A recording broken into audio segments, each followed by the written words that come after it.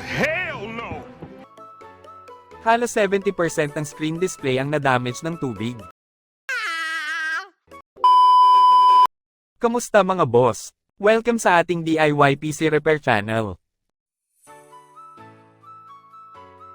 Ang ating customer ay nagdala ng laptop upang ating i-check at ayusin. Nabasa daw ito ng tubig at nagkaroon ng water spots at mga cloud patches. Halos 70% ng screen display ang nadamage ng tubig. Mahal ang LCD ng laptop kaya subukan muna natin na ito i-repair. Gagamit tayo ng prying tool sa pagbaklas ng mga edges. Madali lang naman tanggalin ang mga ito dahil may mga plastic clips lang na dapat iangat.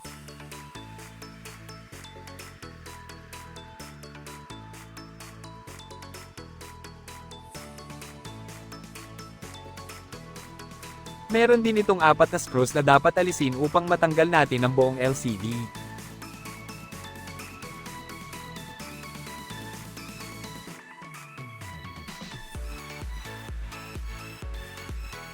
Aalisin din natin ang power connection ng screen.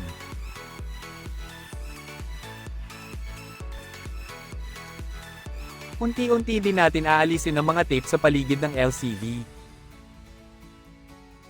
Pagtapos nito, pwede na natin iangat ang glass panel. Makikita natin sa ilalim ang mga basang LCD panels at backlight. Lilinisin nating mabuti ang mga ito upang mawala ang mga watermarks, spots at cloud patches.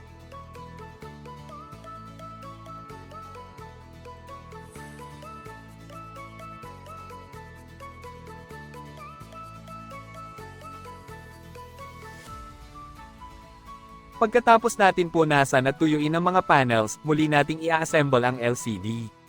Ibabalik natin lahat ng parts pati ang tape sa gilid nito, pati na din ang power connection ng LCD.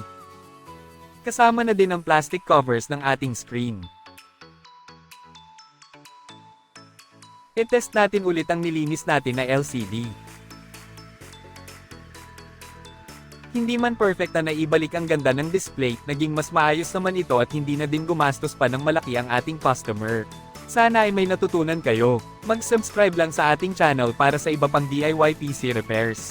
Salamat sa panonood mga boss.